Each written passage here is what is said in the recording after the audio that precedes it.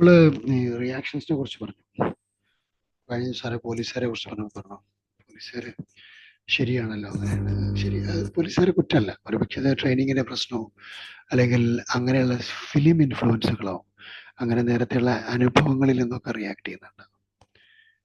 ഓ, നല്ല കൾച്ചറും നല്ല, അതായത് നല്ല തറവാടോ, നല്ല ഈ തറവാട് പറഞ്ഞാൽ നന്നായി സംസ്കാരം പഠിപ്പിച്ച വീടുകൾ എന്നാണ് അർത്ഥമുള്ളൂ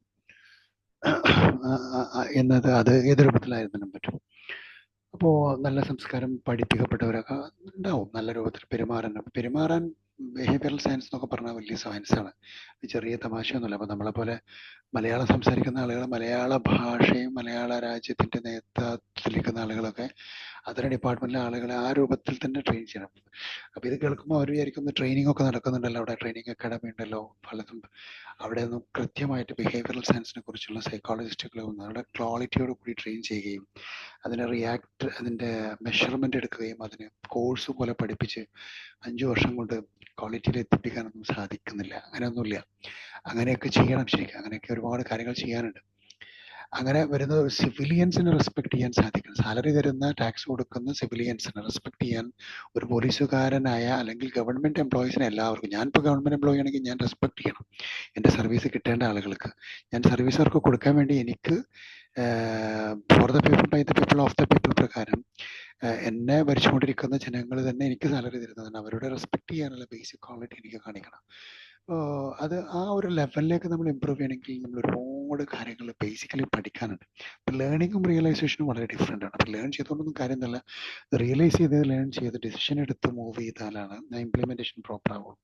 അപ്പോൾ ഏതായിരുന്നാലും റിയാക്ഷനുകളെ കുറിച്ച് സംസാരിക്കുമ്പോൾ ഇത്തരത്തിലുള്ള റിയാക്ഷൻസ്, ഇപ്പം ഞാൻ ഒരു മോശം ആളോട് മോശമായിട്ട് സംസാരിച്ചാൽ അയാൾ വീണ്ടും മോശമാവാൻ സാധ്യത കൂടുതലാണ്. അത് ആ ഒരു സൈക്കോളജി അറിഞ്ഞാൽ തന്നെ നാട്ടിൽ ക്രിമിനൽസിൻ്റെ എണ്ണം കുറയും. പക്ഷേ ക്രിമിനൽസിനോട് മോശമായിട്ട് സംസാരിച്ചാൽ അവർ ഓവർ ക്രിമിനലാവും. അല്ലാതെ ഒരു സാഹചര്യത്തിലും ക്രിമിനൽ ആവാത്ത ഒരാളെ ക്രിമിനൽ ആക്കാൻ വേണ്ടി സംസാരിക്കുന്ന രൂപത്തിലുള്ള സംസാരവും ചില വിഡ്ഢികളുടെ വായിൽ കേൾക്കാം. അപ്പം അതും വലിയ അപകടം ഉണ്ടാക്കാം. അപ്പം ഞാൻ ഈ പറയുന്നതൊക്കെ ഒരു റിയലൈസേഷന് വേണ്ടി ഉപയോഗപ്പെട്ടെങ്കിൽ എന്ന് ആഗ്രഹിച്ചു പോകണം. അപ്പോൾ ഏതായിരുന്നാലും വലിയ ചേഞ്ചുകൾ കൊണ്ടുവരാൻ നമുക്ക് എല്ലാവർക്കും സാധിക്കും. എല്ലാവരും കൂടി ഒരുമിച്ച് വിചാരിച്ചാൽ ഇതെല്ലാം നടക്കും, സാധ്യമാണ്. നേരത്തെ ഞാൻ ഒരുപാട് കാര്യങ്ങൾ ഭരണതലത്തിൽ മുതൽ ലോവർ തലത്തിൽ വരെ ഉണ്ടാവേണ്ട മാറ്റങ്ങളെ കുറിച്ച് എൻ്റെ പല വീഡിയോസ് നിങ്ങൾ പരിശോധിച്ചാൽ കേൾക്കാൻ പറ്റും. ഒത്തിരി ഏരിയകളിലുള്ള ഡിസ്കഷൻസ്, സജഷൻസ് ഞാൻ പറഞ്ഞിട്ടുണ്ട്. പല ഏരിയകളിലും ഫാമിലി ലൈഫ് മുതൽ, കുട്ടികളുടെ വളർത്തുന്നത് മുതൽ, വിദ്യാഭ്യാസ രീതി മുതൽ, സോഷ്യൽ ലൈഫ് മുതൽ, ഭരണ രംഗങ്ങളുടെ ലോവർ ആൻഡ് അപ്പർ ലെവലിലുള്ള ചേഞ്ചസ്, ഇതിന് ഏറ്റവും സീരിയസ് ആയിട്ടുള്ള സജഷൻസുകളൊക്കെ നമ്മൾ കൊടുക്കുകയും അതിനെ നിങ്ങളൊക്കെ തന്നെ കൈയടിച്ച് പ്രോത്സാഹിപ്പിക്കുകയൊക്കെ ചെയ്തിട്ടുണ്ട്. പക്ഷെ പലതും നമ്മൾ കേൾക്കുകയും അറിയുകയും എത്തേണ്ട അടുത്ത് എത്തുകയും മനസ്സിലാക്കുകയും ഒക്കെ ചെയ്ത് ആയി വരുമ്പോഴേക്കൊക്കെ സമയം എടുക്കുമായിരിക്കും. Anyhow, let us hope for the best always. ഈ ഒരു തിന്മ ചെയ്ത ഒരാൾ അടിച്ചമർത്തപ്പെട്ട് കഴിഞ്ഞാൽ അയാൾക്കൊരു ക്രിമിനൽ ആവാനുള്ള മൈൻഡ് സെറ്റ് ഉണ്ടായേക്കാം, സാധ്യത പലപ്പോഴും റിസർച്ച് അങ്ങനെ സൂചിപ്പിക്കുന്നുണ്ട്. അപ്പോൾ അടിച്ചമർത്തുന്നതിന് പകരം ആളുകളെ ആളുകൾക്ക് കൃത്യമായ സൗകര്യങ്ങൾ ചെയ്തു കൊടുത്ത് അവരെ വളർത്തിക്കൊണ്ടുവന്ന് അവരെ അടിച്ചമർത്തുന്നില്ല എന്നുള്ളത് അവരെ ബോധ്യപ്പെടുത്തുക. അപ്പോൾ കൊടുത്തിരിക്കുന്ന സൗകര്യത്തിന്റെ പേരിലോ അവകാശങ്ങളുടെ പേരിലോ ധ്വംസിക്കുകയും പീഡിപ്പിക്കുകയും വാക്കുകൊണ്ടും പ്രവൃത്തി കൊണ്ടും പീഡിപ്പിക്കുകയും ചെയ്യുന്ന സ്വഭാവം കാണാം. നിനക്ക് ഞാൻ ആ സൗകര്യം തന്നില്ല, നിനക്ക് ഈ സൗകര്യം തന്നില്ല, എനിക്ക് നീ ഇത് ചെയ്തു തരണം എന്ന് പറയുന്ന റെസിപ്രോക്രേറ്റീവായിട്ട്, റിക്വയർഡായി, മാൻഡേറ്ററി ആയിട്ട് കൊടുക്കുക. അങ്ങനെ ഒരാൾ നിങ്ങളൊരു സൗജന്യം കൊടുക്കേണ്ട ഒരാൾക്ക്, അങ്ങനെ സൗജന്യം കൊടുത്ത ആളുകളിൽ നിന്ന് റിയാക്ഷൻസ് വാങ്ങാം, അവിടുന്ന് ആക്ഷനും റിയാക്ഷനും ഒക്കെ തിരിച്ചു വാങ്ങാൻ വേണ്ടിയിട്ടാണെങ്കിൽ പിന്നെ ആ സൗജന്യം നിങ്ങൾ എന്തിനാ കൊടുക്കുന്നത്? ആ സൗകര്യം എന്തിനാ കൊടുക്കുന്നത്? ഇപ്പൊ സൗകര്യങ്ങളെ ദുരുപയോഗപ്പെടുത്തുന്ന മോശപ്പെട്ട നേതാവോ, മോശപ്പെട്ട ബിസിനസ് ലീഡറോ, മോശപ്പെട്ട സോഷ്യൽ ലീഡറോ ഒന്നും ആവാതിരിക്കുക. അപ്പൊ ഞാനൊക്കെ എനിക്കറിയാം, ഞാൻ ജോലി ചെയ്യിപ്പിച്ചെടുത്ത മുഴുവൻ ജോലിക്കാർ 6 മണിക്ക് ശേഷം ഡ്യൂട്ടി കഴിഞ്ഞ് വെറുതെ അവിടെ ഇരുന്നാൽ ഞാൻ പറയും, നിങ്ങൾ വീട്ടിൽ പോവാം please, don't sit here, your time over, എൻ്റെ അടുത്തുള്ള ടൈം തീർന്നു, നിങ്ങൾ പൊയ്ക്കോളണം ഇവിടുന്ന്. നിങ്ങളുടെ ഒരുപാട് കാര്യങ്ങൾ നിങ്ങൾ ചെയ്യാനുണ്ട്, നിങ്ങൾ പോയിട്ട് take relax. I need your relaxation, I need your rest, I need your life to be more settled. ഈ രൂപത്തിലേക്ക് നിങ്ങൾക്ക് തിങ്ക് ചെയ്യുന്ന രൂപം. അപ്പം അവിടെ സൗജന്യങ്ങൾ കൊടുത്ത് ദുരുപയോഗപ്പെടുത്തുന്നത്, അതപ്പോൾ അവിടെ ഒരു ആക്ഷൻ വേണം, റിയാക്ഷൻ വേണം എന്ന് വിചാരിക്കുന്നത്. അപ്പം അവിടെ എന്തൊക്കെയോ തകരാറുണ്ട്.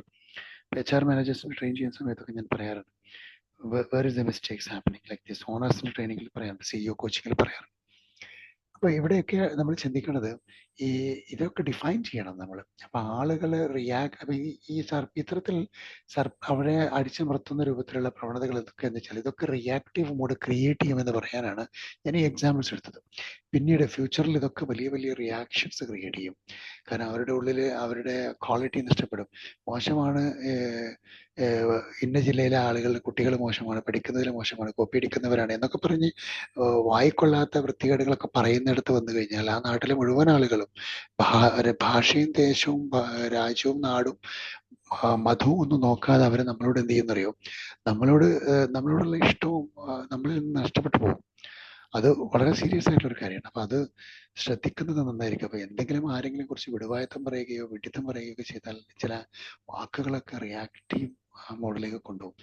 ബോധപൂർവം റിയാക്ട് ചെയ്യിക്കാൻ ഇപ്പൊ നേരത്തെ വേൾഡ് കപ്പിൽ മാറ്റരാസി സൈനുദ്ദീൻ സിദാനോട് ബോധപൂർവ്വം റിയാക്ട് ചെയ്തിട്ട് തകരാറാക്കാൻ അങ്ങനെ ചെയ്യാറുണ്ട്. ബ്രിട്ടീഷുകാർ ഇന്ത്യയിൽ വന്നിട്ട് പരസ്പരം തമ്മിലടിപ്പിച്ച് ഈ പ്രശ്നങ്ങൾ ഉണ്ടാക്കിപ്പിക്കാൻ വേണ്ടിയിട്ട് ശ്രമിക്കുന്ന രൂപത്തിൽ അതേ സ്വഭാവം ഇപ്പോഴും നമ്മുടെ രാജ്യത്ത്, നമ്മുടെ നാടുകളിലൊക്കെ പല സ്ഥലങ്ങളിലും പലരും മൈക്കിലൊക്കെ പലതും വിളിച്ചു പറഞ്ഞ് പരസ്പരം അങ്ങോട്ടും ഇങ്ങോട്ടും തെറ്റിച്ച് പ്രശ്നങ്ങൾ ഉണ്ടാക്കി കലാപമുണ്ടാക്കി ആ കലങ്ങിയ വെള്ളത്തിൽ നിന്ന് മീൻ പിടിക്കാനൊക്കെ ആഗ്രഹിക്കുന്ന വളരെ നീചന്മാരായ ആളുകളൊക്കെ നമ്മുടെ നാട്ടിൽ ഇഷ്ടം പോലെ ഉണ്ട്. പത്രത്തിലും വാർത്തകളിലൊക്കെ ഡെയിലി അവർ അത്തരത്തിലുള്ള നാടിനെ കുറിച്ചും ആളുകളെ കുറിച്ചും ഒക്കെ ക്രിസ്ത്യൻ നീചന്മാരുമായിട്ടുള്ള ആളുകൾ നമുക്ക് പറയാൻ പറ്റും അല്ലെ. അങ്ങനെയുള്ള ആളുകളെയാണ് നമ്മൾ പറയാം. വർഗീകരിക്കുകയും വിഭാഗീകരിക്കുകയും മോശം ചിത്രവൽക്കരിക്കുകയും അറിയാതെ എന്തെങ്കിലുമൊക്കെ പറയാം. അപ്പൊ അവര് നീചനെന്നും കൃഷ്ണനും ആവുന്നത് എന്തുകൊണ്ടെന്ന് വെച്ചാൽ യഥാർത്ഥത്തിൽ അതിനകത്ത് ഫ്രൂട്ട്, അവിടെ ഒരു പ്രശ്നം ഉണ്ടാക്കി അതിനകത്ത് ഫ്രൂട്ട് എടുക്കാൻ ആഗ്രഹിക്കുന്നുണ്ട്. അതിനുവേണ്ടി അവര് ആളുകളുടെ കയ്യിൽ നിന്ന് കൈക്കൂലി മേടിച്ചിട്ടുണ്ട്.